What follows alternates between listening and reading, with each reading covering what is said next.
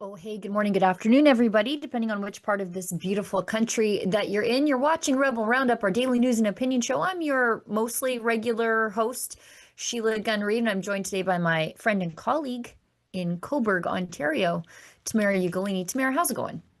Well, over here on this side of Canada, we're having some cooler temperatures. So it's much Oh, better now. The last few days and week has been pretty hot and sticky. So it's nice that the global warming has laid off, at least for today. Yeah. How are you doing over there, Sheila? we're great, actually. We're the opposite is happening to us. We're finally getting some nicer, warmer weather, which it's been long delayed.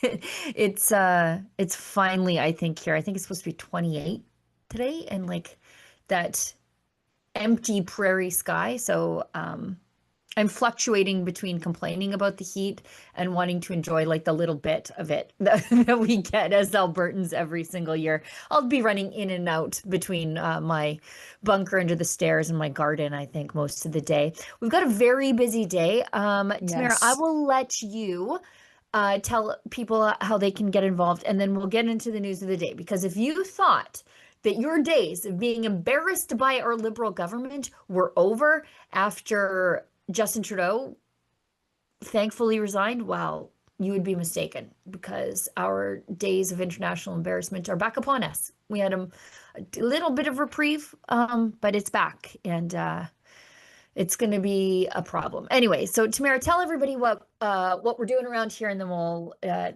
briefly tell everybody about how they can help celebrate our birthday with us, and then we'll get smack dab into the news of the day. Yeah, the plight of Canada's political dumpster fire Oh, just continues. back. I don't know. You say we have reprieve, but I would beg to differ. Maybe just during what was it, 6 weeks of campaign snap election Yeah. rhetoric, perhaps some people saw some hope at the light at the end of the tunnel. And I I don't know. just Now that we I have just Carney mean it wasn't 2.0, I just mean it wasn't constant. You know, like when Justin Trudeau travels and you're like, okay, well, how are we going to be embarrassed today? It wasn't that constant. You just knew he was going to say something stupid, like Carney was going to say something stupid or awkward, but it wasn't like Justin Trudeau, uh, you know, with his pride socks all over the international stage. It wasn't like that. But anyways, finding new and creative ways to embarrass us and make us look like crazy people all the time. It never yes, ends. Trudeau 2.0. And for anybody who is joining us, thank you. And you can find us streaming right now live until 2 p.m. Eastern on Rumble and or YouTube, depending on which platform you prefer to watch us on. YouTube, coincidentally and unfortunately, does make it a little bit easier for you to support us. So if you want to engage directly with us during the stream, give us a tip, a trick, or just have a comment read to a wider audience while supporting our journalism and our daily stream, you can do so by giving us a Rumble rant over on Rumble or on YouTube, a super chat, or post live stream called a super thanks. And through a $5 donation or more, if you feel so inclined, we will read your comment live here on air and provide some commentary or feedback, or just get things across to, as I said, a wider audience. And, every time, not every time, but a lot of the time, we find that the viewers write in various things, and it's sometimes things we didn't even know about. So it's a great way to bring things onto our radar. And we will be talking today about Canada to recognize Palestine as a state, US trade deadline looming tomorrow, August Yeah. 1st. And well, here in Canada, we have our judicial system upholding charter protected bike lanes, but how dare you protest your own government? So we'll get into some of that. And before we do so, Sheila was going to tell you about the Rebel News birthday party coming Yes. up in Calgary. Yes, Calgary, September 18th. I finally have the date remembered. September 18th, it's at the Carriage House Hotel and Conference Center. You can find out more at happybirthdayrebel.com. Now, it isn't exactly our 10th birthday. It's actually probably our 10th and a half-ish birthday because we had our birthday back in February. But there's a lot of things happening in the world, a lot of things happening in Canada. Justin Trudeau is stepping down. We're in the middle of a tariff mania with the Americans. And then all of a sudden, we've got Mark Carney, and then straight into election mode. So there wasn't time there. We didn't want to stop and celebrate ourselves, but also celebrate you for helping us live for a decade. So we put it off, but you know what? If we keep putting it off, we're going to find news that is always more important than celebrating our birthday. So we just decided we'll pull the chute, we'll celebrate it now. We want to invite you because without you, there's no Rebel News. We've accomplished many, many things in these last 10 years. We fought for a lot of fundamental rights in this country for a lot of different people. And we didn't have a political litmus test for people before we helped them because your human rights are not contingent on our feelings about your political views. Isn't that a crazy concept? So because of you, we were able to tell the other side of the story, tell stories that the mainstream media wouldn't even touch. Like, think about the things that we have talked about and moved the needle on women's rights as they collide with transgender issues, parents' rights as they collide with sex activism in the classroom, the rights of religious people to be religious in the public square, the rights of churches and people to gather, political free speech, the rights of independent journalists. We've done all of that. But none of it would have been possible without your support and your faith in us. And so that's why we are inviting you to our birthday party. Because I mean, really, this is about you guys. We've been doing this work for 10 years, but really, we should be thanking you for helping us do this work. So how could we have a birthday party without you? So if you go to happybirthdayrebel.com, you can get your tickets. There are 2 tiers of tickets. There's a VIP dinner, and then there's the party. So live music, cocktails, snacks, meet and greet, photos with journalists. Lisa and I have already decided that we are going to overdress. I am leading into like dynasty era glam, big hair, puffy shoulders, puffy sleeves, maybe sequins. An upgrade from the lumberjill look that I normally have. And Tamara Leach is also going to be there as one of the musical guests, or the musical guest, and Tamara Ugolini, David Menzies, Alexa Lavoie, Drea Humphrey, and of course, Ezra. Look how happy he looks in that graphic. I love how basic this graphic is, Oh, and it's it's so just so Canva. funny. Yes, I love it. I love it so much for that, and just how excited everyone looks with just their birthday hats just placed right over top. Ezra looks like a mental patient. We should get an updated photo though, with everyone together with some birthday hats on for the There, next time. for Yeah. sure. We should get it done there. Like Mhm. when all of us are there and we're all together, looking actually more like ourselves, because I can never get over how much that photo of me doesn't look like me. I just don't translate well onto camera. But anyway, uh,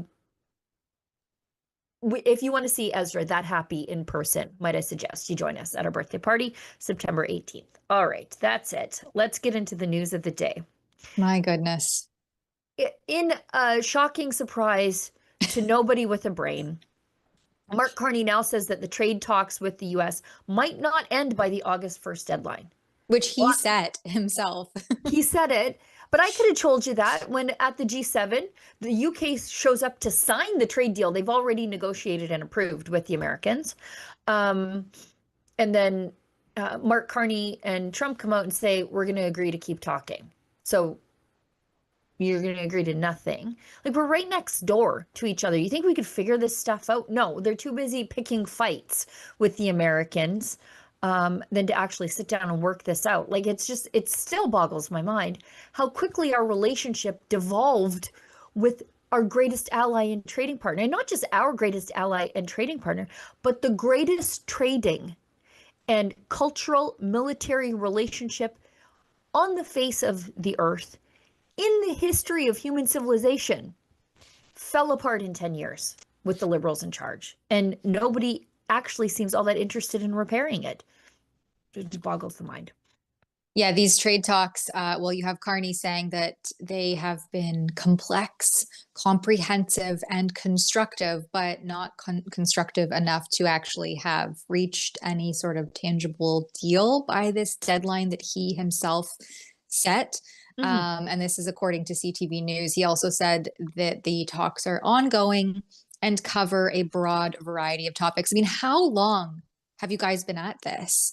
This is several months Yeah. into these apparent talks and conversations that are so robust and comprehensive that you can't actually finalize any sort of deal. as various other countries have, except for Canada. And then, so, the Canadian economy will be slammed by tariffs on steel, aluminum, and automobiles. And Trump is only signaling that tariffs will continue to increase. Well, and Carney's got his dream team on this. The politically contaminated Anita Anand, who screwed up Mhm. procurement. Then we've got Honorable Dominic LeBlanc. He's the minister responsible for Canada-US trade and One Canadian economy. So Justin Trudeau's former babysitter, I think both politically, but also in real life, like his Actual babysitter babysitter. at some point. And then Maninder Sidhu, who's the Minister of International Trade. So we have three ministers on this file, and they can't seem to figure anything out. And the only solution is to prop up the steel industry. That's all they're going to do. It doesn't make any sense. We've got a clip from Mark Carney on this, and basically he's saying, like, what do you want me to do? I guess we'll wait and see. There's Elbows Anita. up. Question is, well, I'll simplify. It's always good to say that, look, these are complex, they're comprehensive, they're constructive negotiations with the Americans are ongoing. It's possible that they may not conclude by the 1st of August. Yeah, we know. It's tomorrow. But we'll see. The team's there. We're working hard. Conversations today, myself. So we'll see. There are, and the specific aspect of the question included a reference to the European Union deal, and could our accord with the United States include commitments on investments and other aspects? And I just observe that there are many areas for cooperation between Canada and the United States, including defense spending, security spending, investments, which is one of the reasons why we're having these broader discussions. What did he say? Nothing. We're talking. We're having these discussions. Yeah, it's always about having conversations. That's what the Liberals seem to be really good at. We're going to keep talking about it. We're going to have conversations. Remember, we hired that border czar, whatever his name was, because I haven't heard from him since. But he was said to be going on to have all these robust discussions and conversations to secure the border. Yeah. How did those end up? How are those going? I think they're all on summer break, it would seem to me. And the thing that really maddens me the most about all of this is that Carney's obviously going to be just fine. His 16 pages of ethics disclosure show that he has roughly 98% of his supposed blind trust, which, well, I would say that's... It's not blind if you know what holdings you have. Yeah, just more smoke and mirrors for the brainless.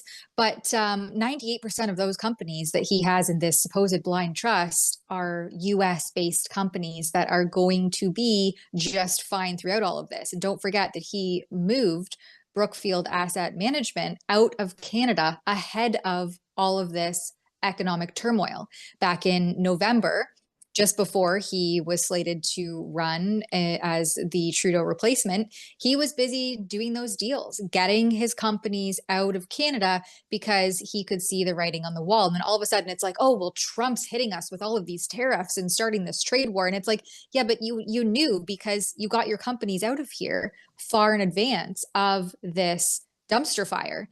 And now here we are, Carney's playing with the lives and the future of Canadians. And he and his elk will be just fine through it all. Yeah. It's a big club and we aren't in it. We've also got Trudeau leaving Trudeau. We've got the rest of the world just leaving us in the dust.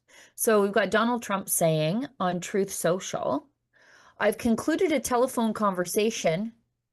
And this seems to be one of those conversations that actually move the needle, not like the Canadian style conversations.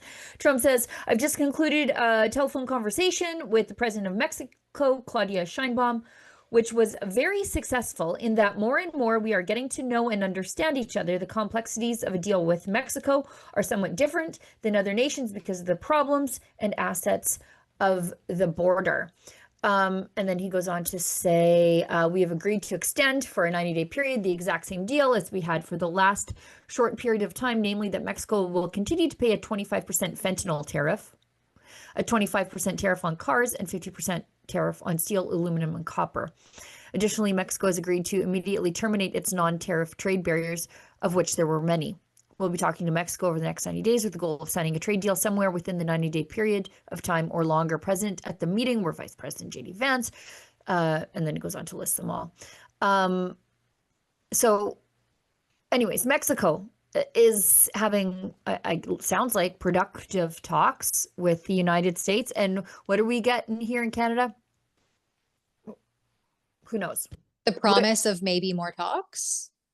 Yeah, maybe more talks, and we may not have a deal by 12 a.m. midnight tonight, I guess. I would say it's pretty, I think it's safe to say that we just won't have a deal. And the dumpster fire continues to unleash itself in Canada. We have finally some cosplaying as conservatism from Doug Ford. This clip just came out about an hour ago, with Ford giving advice to Mark Carney to, I guess, go hard against America, because he campaigned on elbows being up, right? So you're supposed to be already going hard against America, and then that was a very short-lived promise. But here, listen to Ontario Premier Doug Ford, what he has to say, which, well, I guess we'll come back and find out if it's actually worth it. I've got things to say about his comments. You know, it's a problem with President Trump. And, you know, we're united. First of all, I've never seen this country more united, ever, in all my years of being in politics. And it's a great feeling, all provinces, territories, municipalities, and the federal government.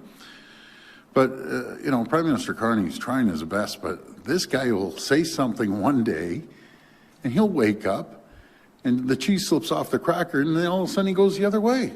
And you're thinking, how do you deal with a guy like this? Like Ford? Are we hoping that we can get a deal with zero tariffs? Yes.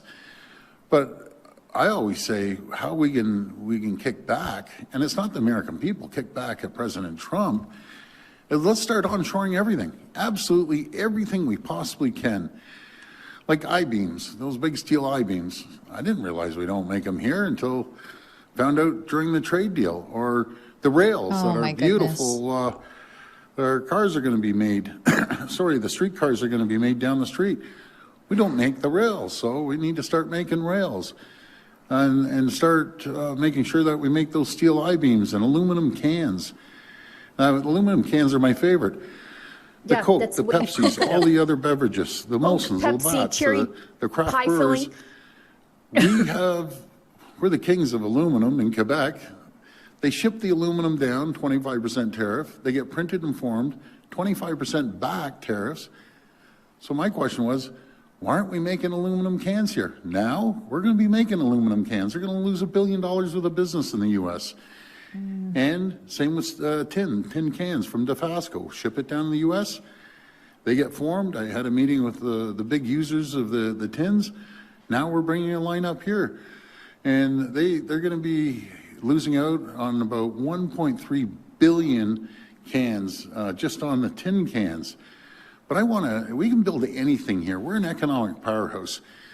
You know, folks, we don't have to take a backseat to anyone in the world, and we sure the heck don't have to take a backseat to President Trump. He needs to remember, yes, they're our number one customer, but we're their number one customer.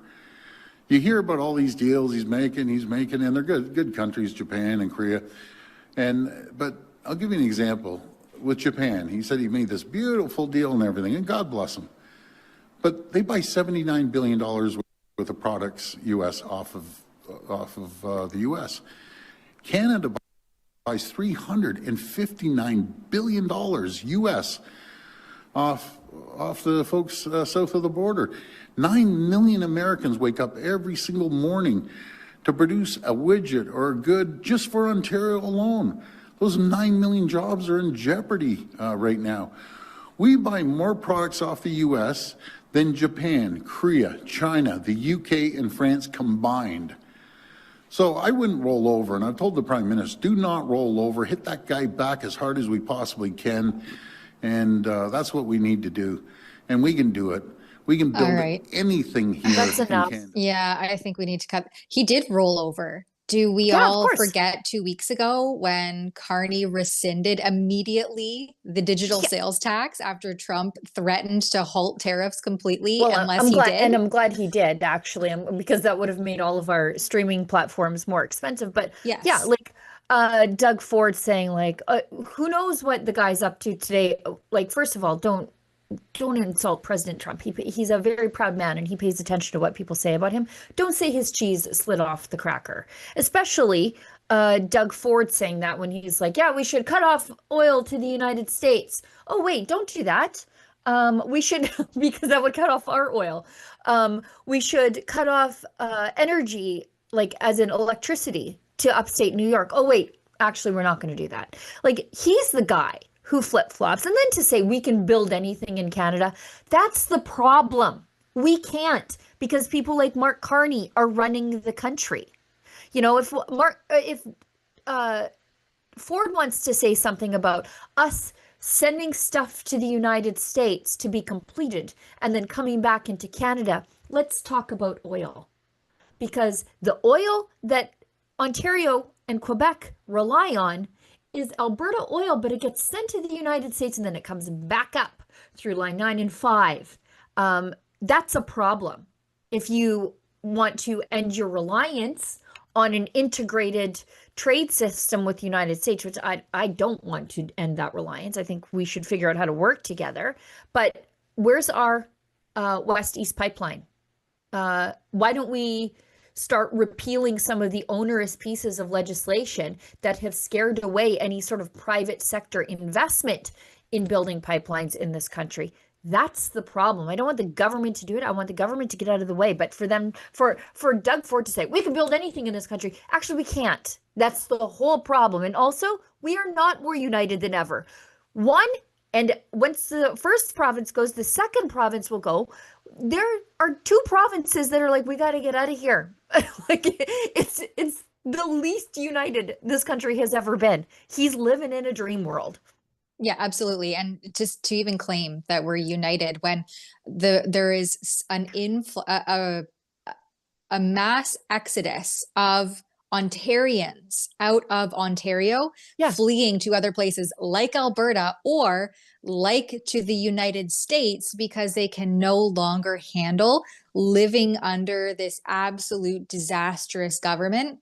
I would say Canadians are not united in any sense of the word, and they are fleeing his province, Doug Ford's province, and this country at rates we have never seen before. You can look at StatsCan, you can see it for yourself.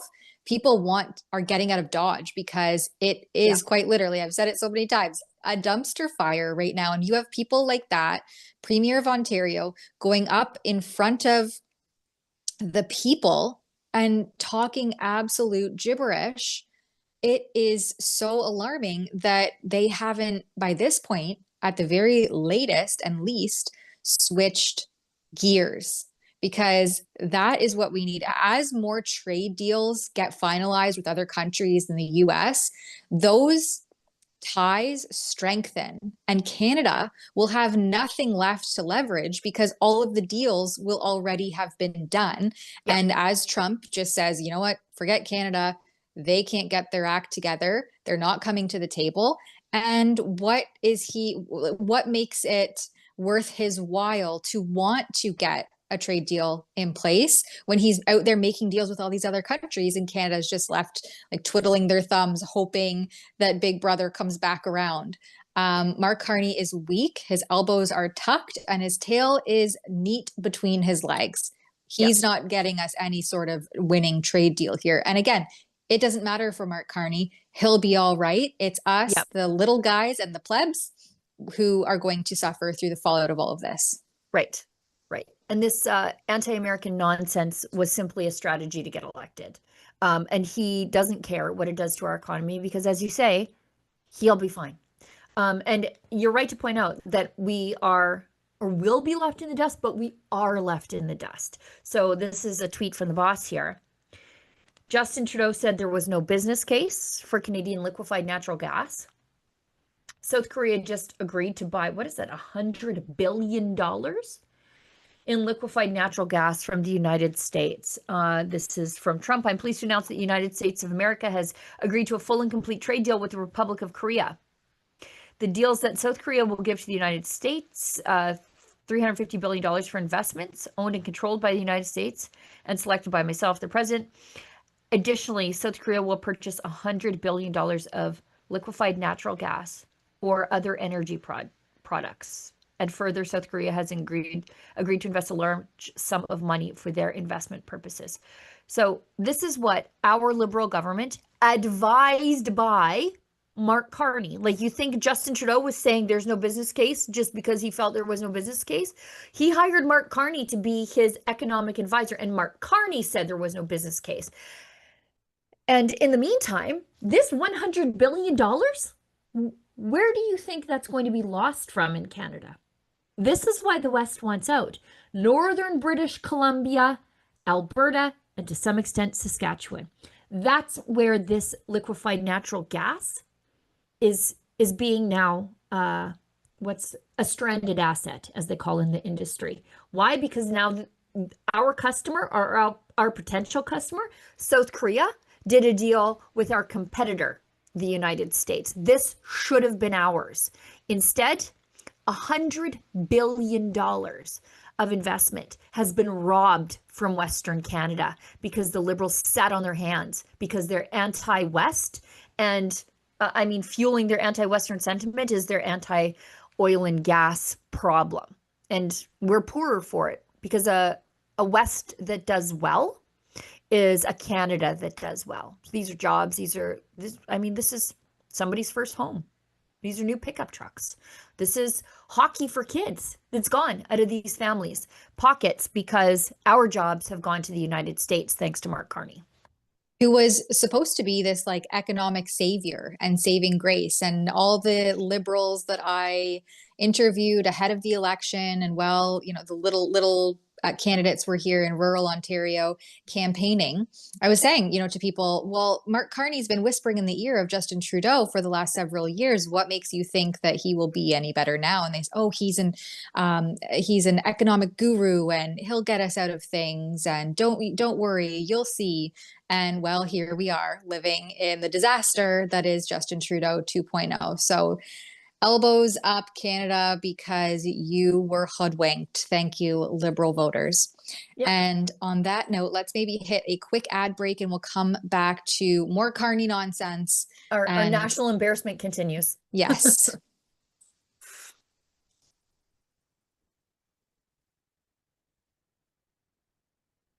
Did we not give Olivia enough time to queue up the ad break?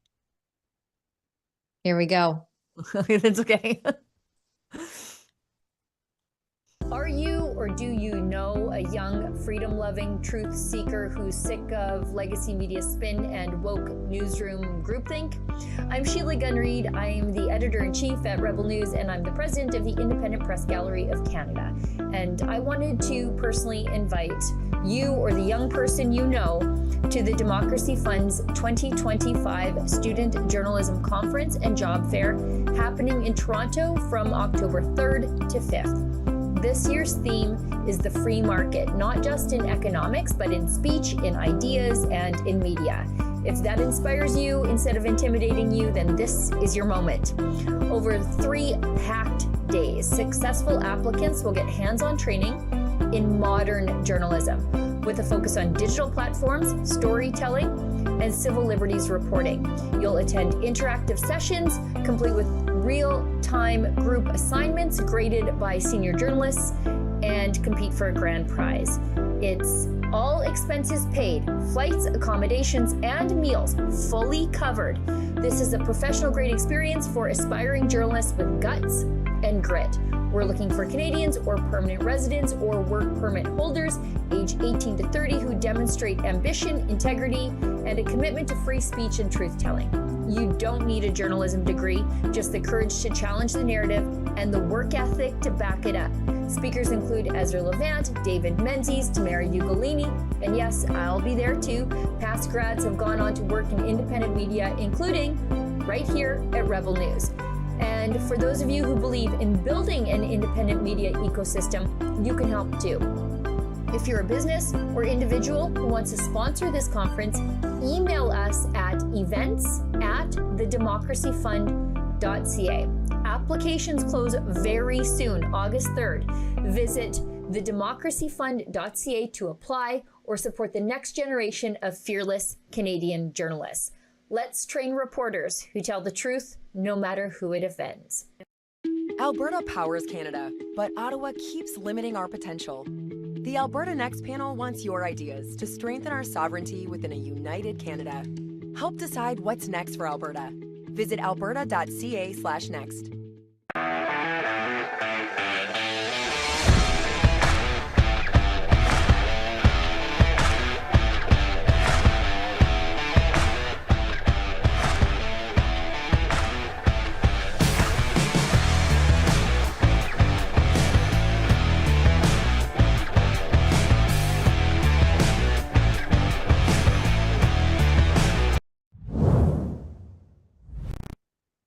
Alrighty.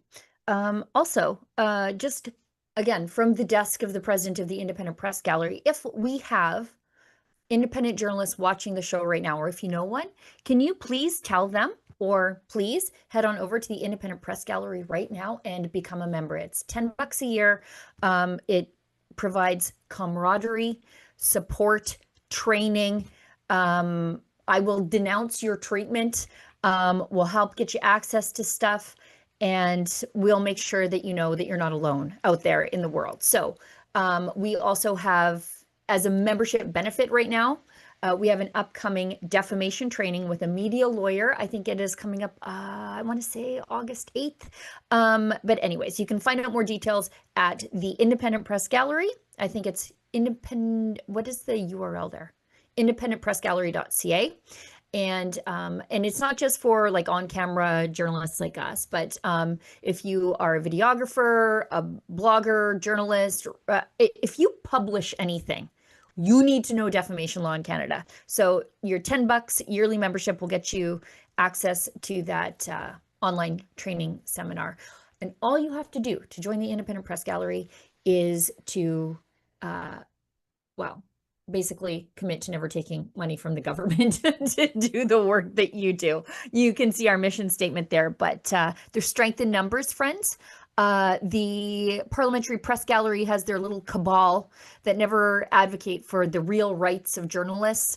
In fact, they do their best to keep independent journalists out of press availabilities and definitely keep us off the parliamentary precinct where the politicians are. They do everything they can to protect their exclusive access. We are doing everything we can to protect the rights of independent journalists. So please become a member of the Independent Press Gallery today. That's it. Thank you. Ahead of that defamation training, I think it's next Thursday, a week today. So the 7th, but for $10 for the whole year, and you get defamation training right off the hop. I mean, that right there makes the whole year worthwhile, because to be trained by a lawyer in defamation and get, I think it's going to run, what, about at least an hour? At least an hour. Yeah, it's at least an hour. You're going to get a half an hour briefing on what you need to know to make your work defamation proof, to protect yourself from defamation litigation in Canada. And then you'll have an opportunity to ask the lawyer questions. So it's an incredible opportunity for people like Chris Stacy, if you're listening. I'm not saying you're defaming people, but I think you're just a lone wolf out there in the world. I think you should join us just to make sure that you are protected from the people who try to silence you through litigation. So, and yeah, $10 a year, and you're getting access to that right away. I'm doing everything I can to add membership benefits along the way. And the people that you're criticizing quite literally will prey on you defaming them, because then they can just disappear you through financial means, through that litigation. That an independent would stand no chance Right. against a politician coming at them for defamation. So It's defamation even, training.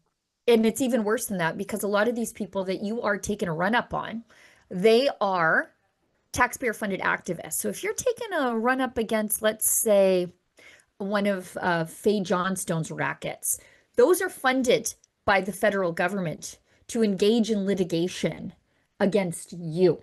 So you need to know your rights and your obligations under the law, because they've got deep pockets and they're counting on the fact that you don't. So anyways, join the Independent Press Gallery. Join us. There you go. All right. In other news,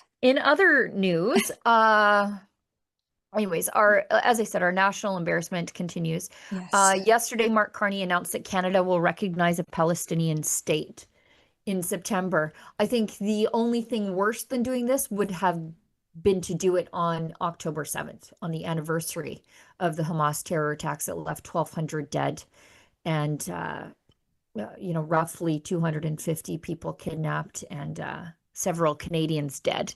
But here's Mark Carney rewarding terrorism. For the reasons I cited earlier, Canada intends to recognize the state of Palestine at the 80th session of the United Nations General Assembly in September 2025.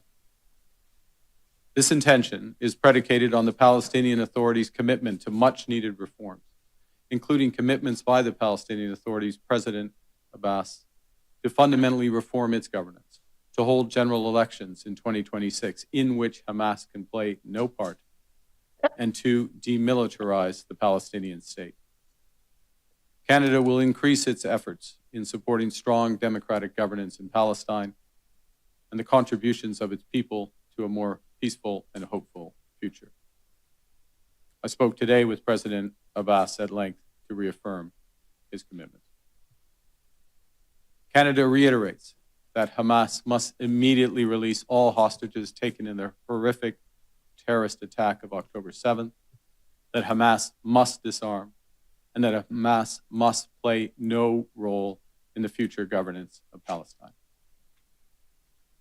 Canada will always steadfastly support Israel's existence as an independent state in the Middle East, living in peace and security. Any path to lasting peace for Israel also requires a viable and stable Palestinian state, and one that recognizes Israel's inalienable right to security and peace. This is just a despicable moment in Canadian history. How far we've strayed from Stephen Harper, the first Canadian Prime Minister to speak at the Knesset, the Israeli parliament, to this.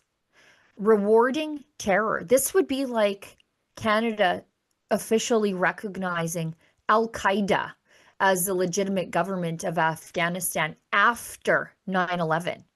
Like it's just the craziest thing. This is a continuation, though, of this weird Laurentian anti-American nonsense. There's a reason that Canadians can travel to Cuba and Americans can't.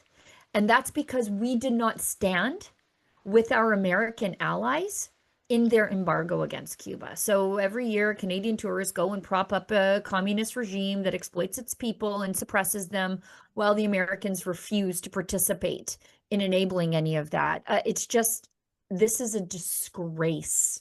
And the Israeli government is not happy with us at all. Well, and good luck, Mark Carney, now trying to get a trade deal with Donald Trump. Trump has said this is not good for a trade deal with us. I saw a Truth Social post about this. And how do you think the Abraham Accords were done? How do you think all those Gulf states were able to make peace with Israel? And it came from a message from Donald Trump to the Gulf states. He said, the path to Washington goes through Jerusalem. So figure it out with Israel. And then guess what? You've got our ear. And that was how peace broke out in the region. And then now we've got this, a major terror attack, and Canada is rewarding the kidnapping and murder of civilians, many of them peace activists, with a two-state solution. There was a two-state solution. Jordan and Israel. But I mean, here we are. I can't even believe this. And this is Israel and Canada. So that's the Israeli embassy in Canada issued a condemnation of this. Said Israel rejects Canada's endorsement of Palestinian statehood. Let us be clear, Israel will not bow to the distorted campaign of international pressure against it. We will not sacrifice our very existence by permitting the imposition of a jihadist state on our ancestral homeland that seeks our annihilation, said the ambassador.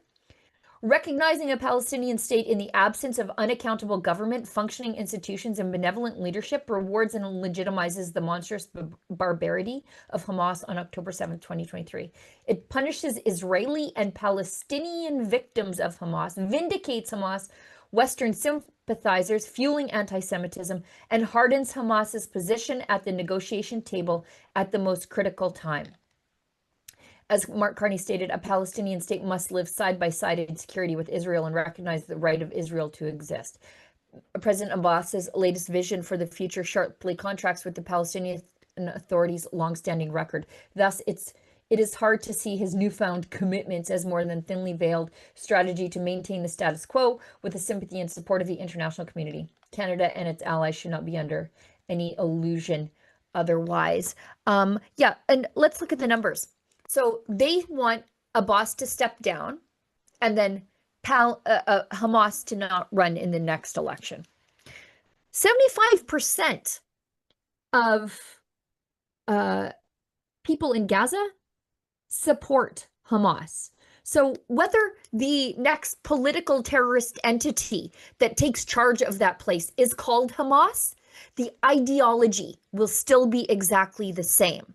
And if we recognize Iran as the world's largest state sponsor of terror, Canada, if it had a brain in its head, it wouldn't be doing this. But by that theory, would have to immediately recognize whatever new Palestinian state as another state sponsor of terror. This is the most bizarre, ridiculous, disgusting thing this government could possibly have done. Hamas killed Canadians that day too. Imagine what their families feel like right now.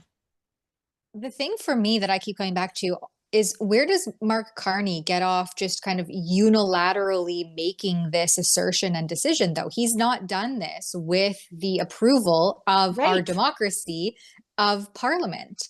And so when the House isn't sitting and you have your supposedly elected prime minister up there making decisions on his own, that to me screams more like a dictator than actually a democratically elected and functioning leader.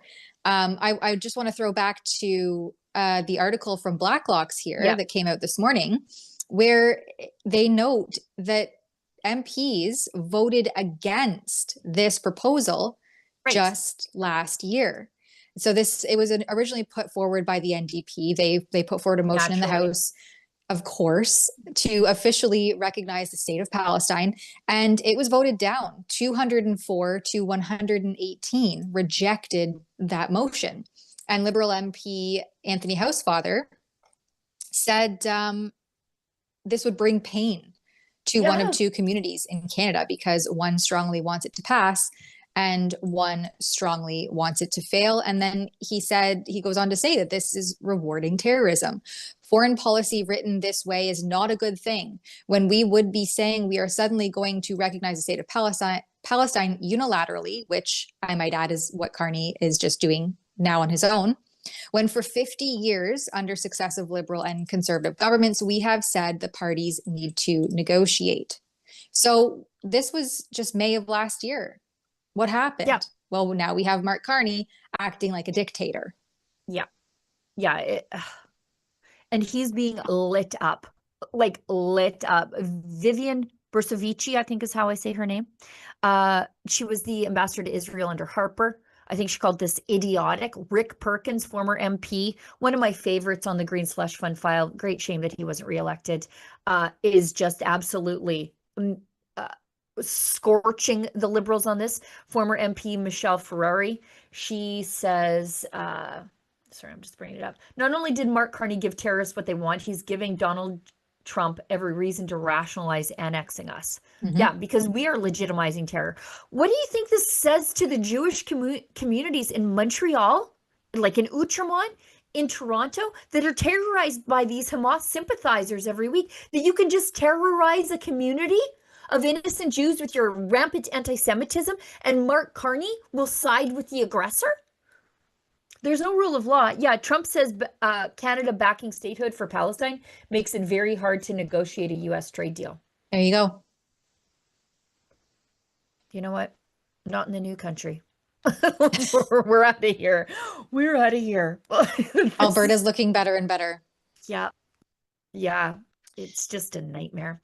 Yes. I'll let you pick the next thing that we can talk about. But like I said, our national nightmare of embarrassment, really, I mean, this is a level of despicability that I don't even think Trudeau reached when it comes to the anti-Semitism issue at all. Yeah. And we'll see once the House comes back in September if this actually ends up coming to fruition, because I suspect that Carney is going to have to backpedal pretty huge on this one. Well, he made the big announcement. But the internet is forever, Mark Carney. Right. We have the clips. So Yeah. stay tuned. Let's go to one quick ad break, and then we'll come back to hit that last headliner. And if we have any other time, we'll get to some other things. And don't forget to, we can take in your super chats or your Rumble rants if anyone wants to chime in on any of these topics, especially as we head into charter protected bike lanes. Oh, Maybe my someone God. will want to hit us up with some chats. Oh, my Lord. All right, quick ad break. We'll come back for the bike lanes.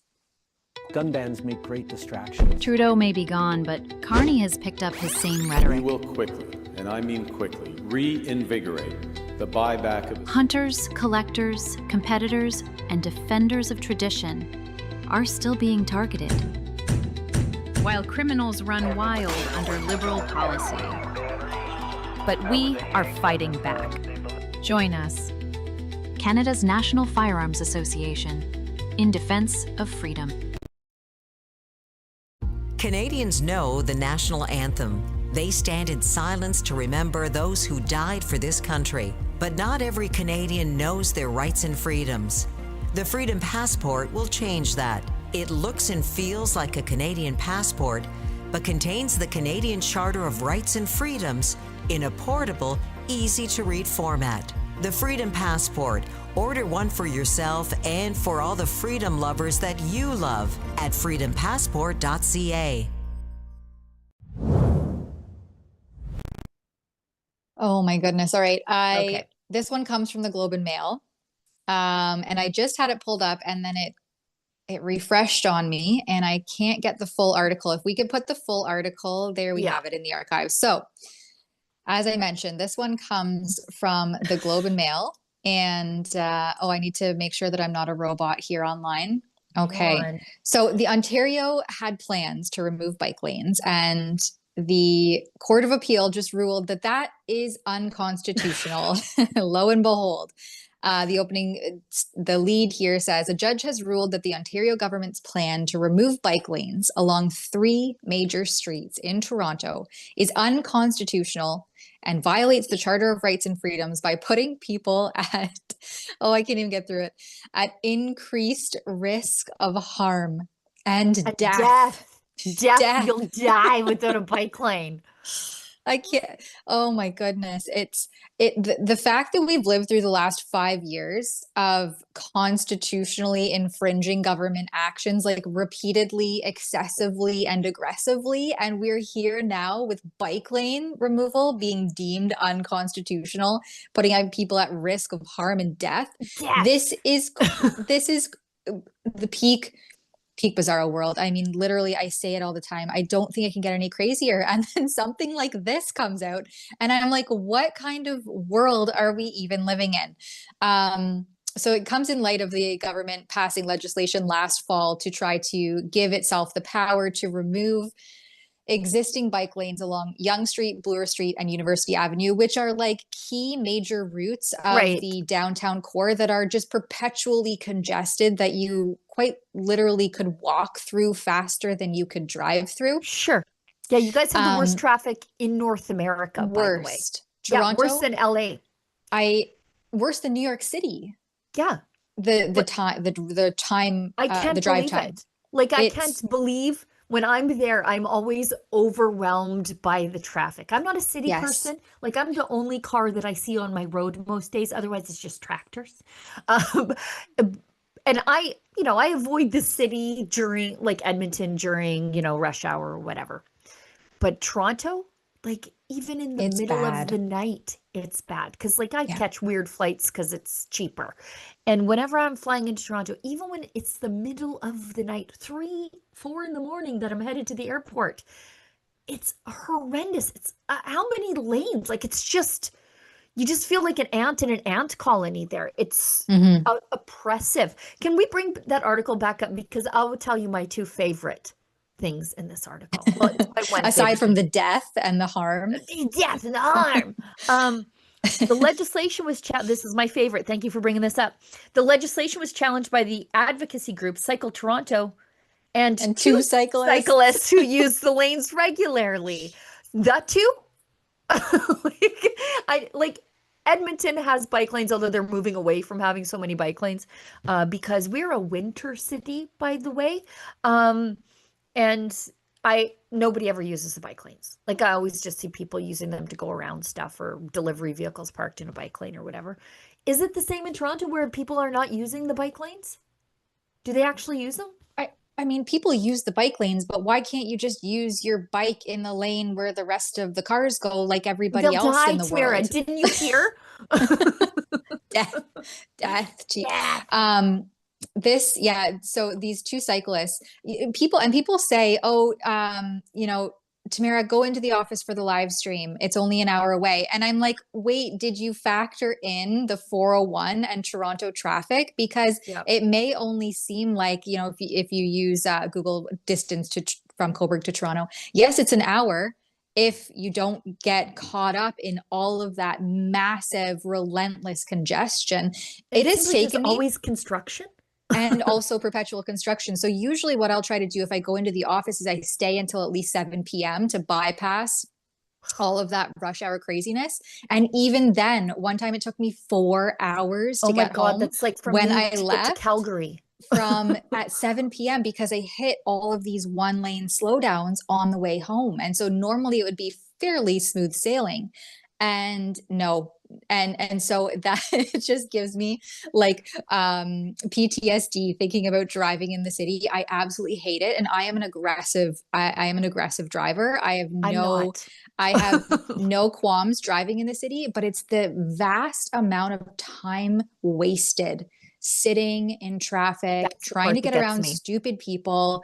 The transport trucks are out of control because there's a whole licensing racket with people who are never trained to drive truck, especially in Canada. And it is a mess. The roads are a mess. But I guess trying to fix that and get more vehicle lanes back to deal with some of this congestion would just cause harm and death to cyclists. Harm and So death and destruction. we cannot have that. That's crazy to me. Like, in the West, there's a vast distance between our major municipalities.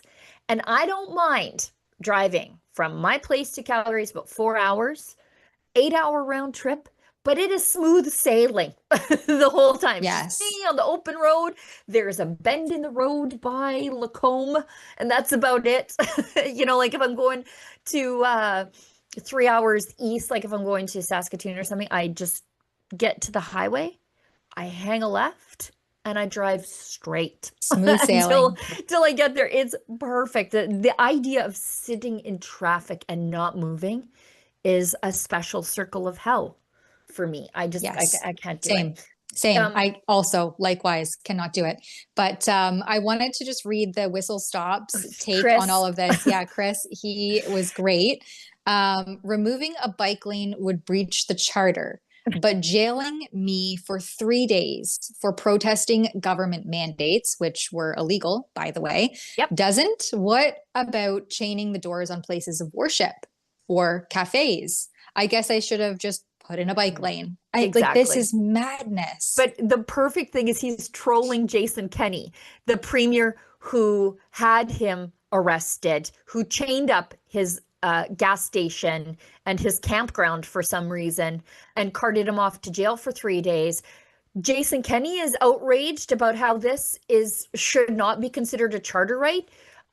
That's great. Thanks for showing up, Jason Kenney. Might you talk to Jason Kenney from 2021 if you get a chance? Tell that guy about charter rights now. Paging Jason Kenney and all of the governments who imposed vaccine mandates for various sectors all across the country. Where were you guys about constitutionality back then? Right. Oh, and by the way, same municipalities are banning Christian worship, right? Yes. Right. Like these municipalities were like, it's your charter right to have a bike lane. Don't think it's your charter right to be a Christian in the public square. It's just, we just make it up as we go around here. Like nowhere in the charter does it say that you should be in a bike lane, but it does say that you have a right to worship and assemble and express yourself.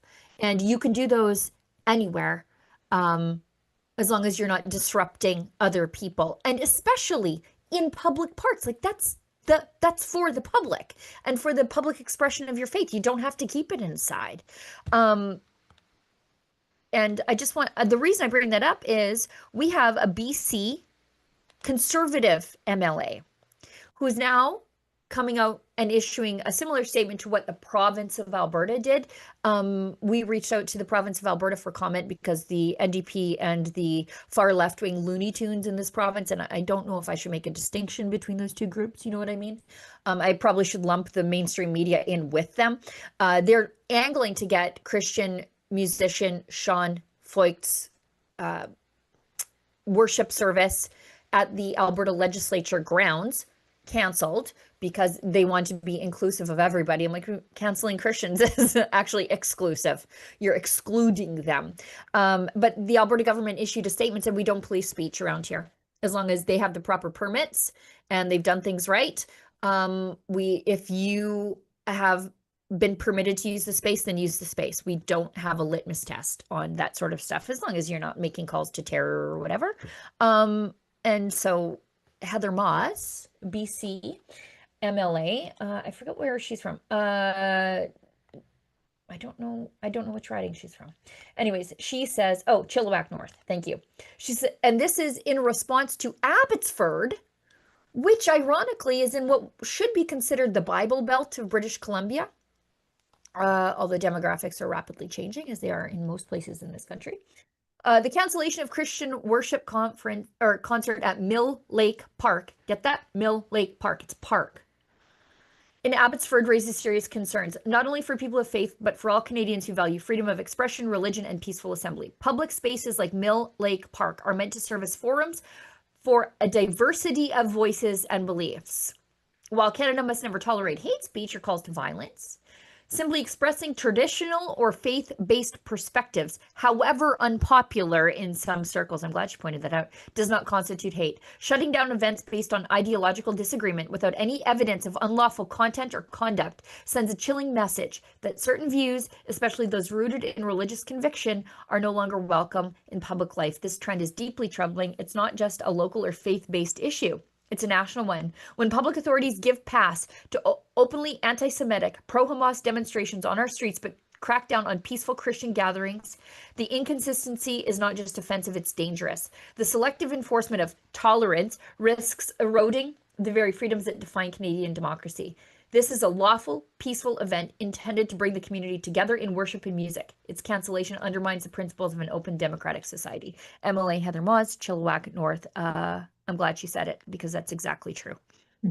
And speaking of Sean Foyt, we have a better look at the Antifa adjacent individual who threw 2 smoke bombs into his church, into his service and his worship while they were in Montreal.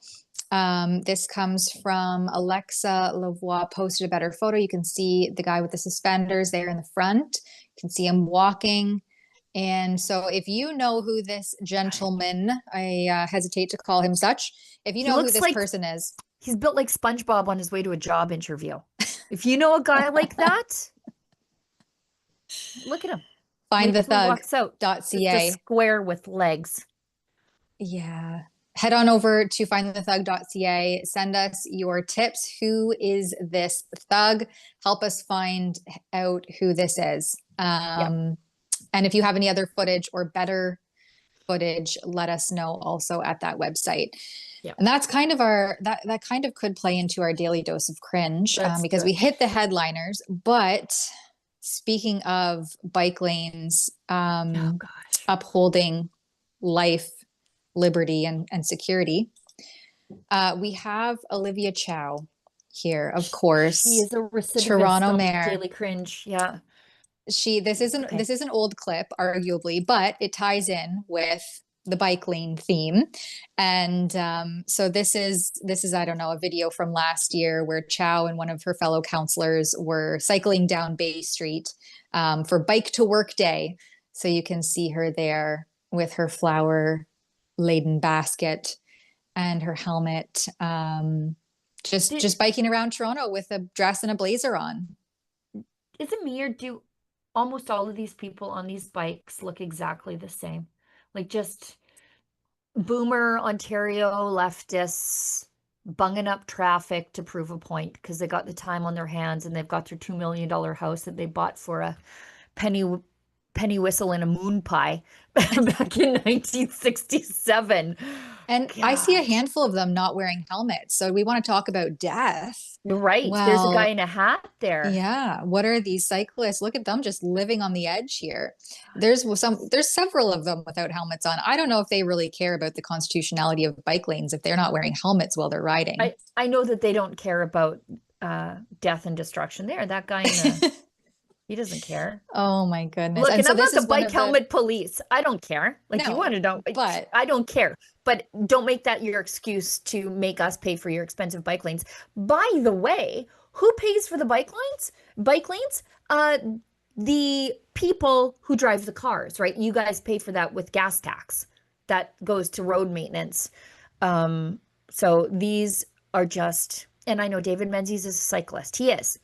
But he's not one of those self-important entitled cyclists. And so is Christia Freeland. She actually doesn't even own a car, and so she lives in we Toronto. Don't want her on the road. And we don't want her driving. She's just cycling around all the time. I don't know how she gets to Ottawa and back with her entourage. I can tell you, she uses a limo. She sends her limo ahead of her plane when she's flying. I found that in her flight records back, I think, in 2019. I compared her limo expenses to her flight records, and I found that she was sending the limo ahead of her to pick her up at the airport. And so that's how our Green Queen was treating us. But on the flip side, I'm not sure I want her in a car behind the wheel, because when she was behind the wheel in Alberta, she got a ticket so big that she probably should have lost her license. And you can see this clip of the cyclists with Olivia Chow leading the way. That is Bay Street. So I believe that was one of the ones that was going to be removed. They were proposing to remove one of those bike lanes. I mean, look at that bike lane. That is a whole lane of traffic that could alleviate some of that congestion. Like, and why can't a cyclist they can weave in and out of traffic however they so please? Why do they need a bike lane? This amount of cyclists, I would say, you don't see in Toronto using the lane. Like, they're maybe trickling by. There's no need to have a full lane like that, in my opinion. But we have a couple super chats. Thank you, everyone.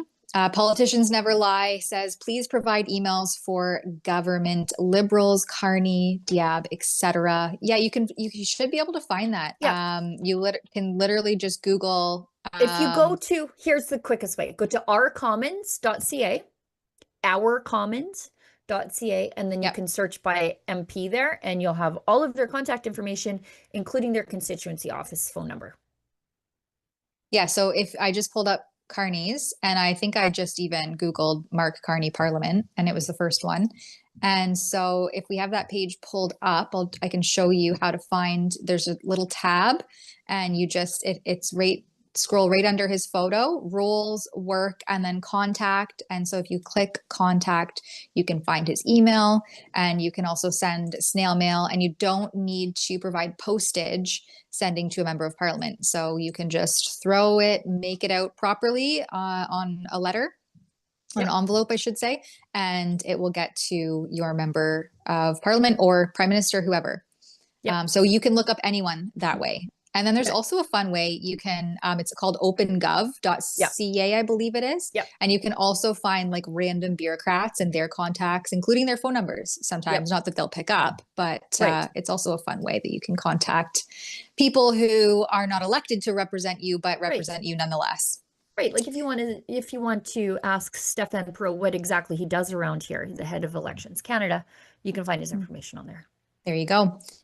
Cecily Bardol gives $10. Thank you very much. I enjoyed this podcast. Many diverse opinions. This is democracy. Big thanks, ladies. Well, thank you. We appreciate your support and your comments. It's always fun to hear from our viewers directly.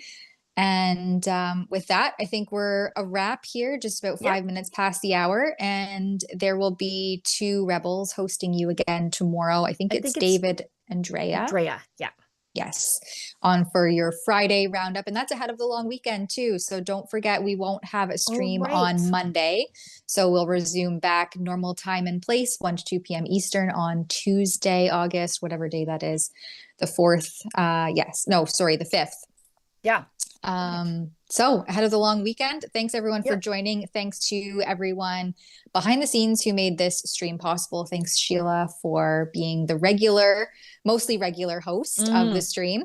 And to all of our viewers and supporters, of course, thanks for watching, and thanks for the fun little super chats and super thanks, rumble rants, whatever it so be.